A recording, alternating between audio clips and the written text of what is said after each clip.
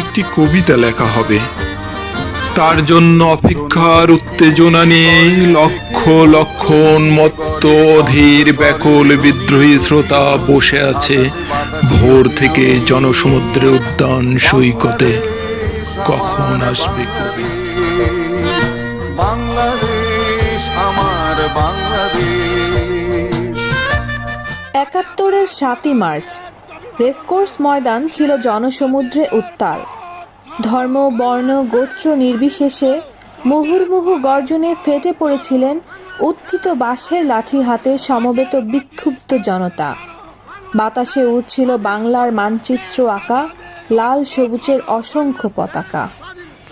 এর মধ্যেই সাদা পাজামা পাঞ্জাবি আর হাতাকাটা কালো কোট পরে বাঙালির প্রাণ পুরুষ বঙ্গবন্ধু দৃপ্ত পায়ে উঠে এলেন রেসকোর্সের মঞ্চে।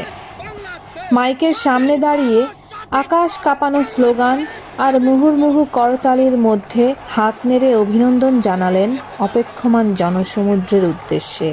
রেসকোর্স ময়দানে জনসমুদ্রে সেদিন কবিতাই পড়েছিলেন বঙ্গবন্ধু।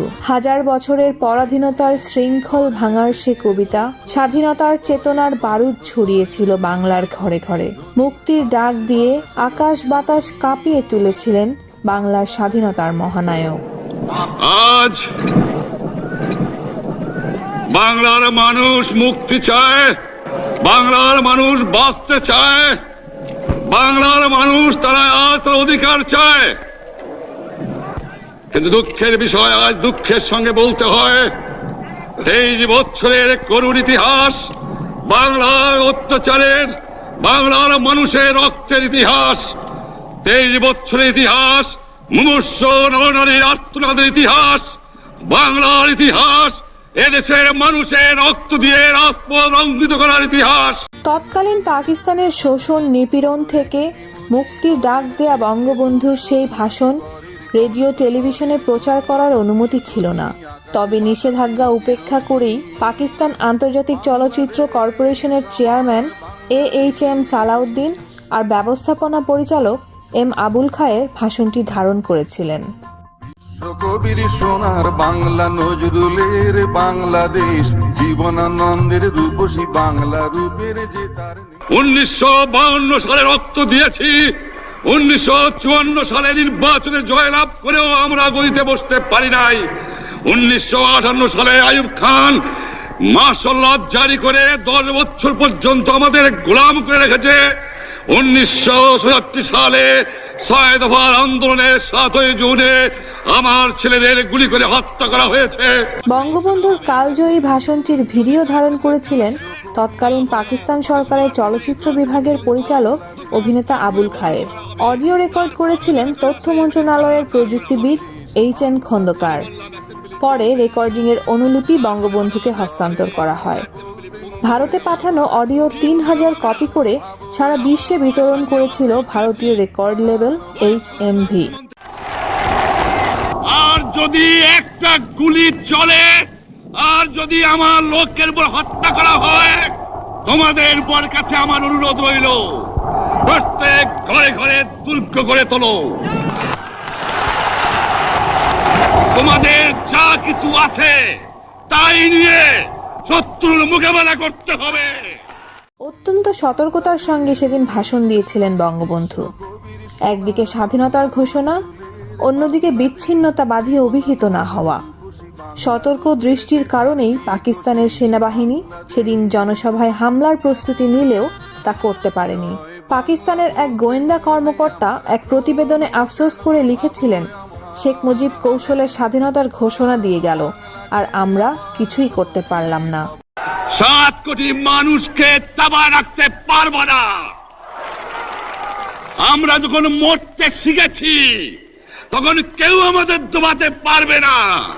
বঙ্গবন্ধুর ভাষণ নিয়ে লন্ডনের অবজারভার পত্রিকার তৎকালীন রাজনীতি বিশ্লেষক সিরিল ডান লিখেছিলেন, 7ই মার্চের ভাষণ ছিল একটি জাতির স্বাধীনতা ও স্বাধীন অস্তিত্ব পুনর্নির্মাণের ডাক। এই ডাক সারা বিশ্বের নির্যাতিত মানুষের মনে সাড়া জাগাবে তাতে সন্দেহ নেই। ফরাসি দার্শনিক আদ্রে জিতের মতে শুধু ঐতিহাসিক ভাষণ নয়, এটি একটি ধ্রুপদী ভাষণ। এ ভাষণের গর্ভ থেকে একটি স্বাধীন জাতির জন্ম হয়েছে। লন্ডনের সানডে টাইমস বঙ্গবন্ধুকে এ পোয়েট অফ পলিটিক্স আখ্যা দিয়েছে। প্রত্যেক গ্রামে, প্রত্যেক মহল্লায়, প্রত্যেক ইউনিয়নে, প্রত্যেক সাব ডিভিশনে আওয়ামী লীগের নেতৃত্বে সংগ্রাম পরিষদ গড়ে তোলো এবং তোমাদের যা কিছু আছে তাই নিয়ে প্রস্তুত থাকো। মনে রাখবা, রক্ত যখন দিয়েছি, রক্ত আরো দেব। এদেশের মানুষকে মুক্ত করে ছাড়বো ইনশাআল্লাহ। সম্প্রচার তথ্য মতে প্রতি মিনিটে 60 শব্দের উচ্চারণ আদর্শ হিসাব।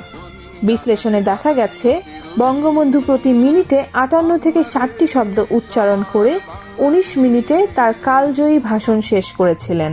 1107টি শব্দের এ ভাষণে কোনো বিরক্তিকর পুনরাবৃত্তি নেই, কোনো বাহুল্য নেই, আছে শুধু সার কথা, সারমর্ম।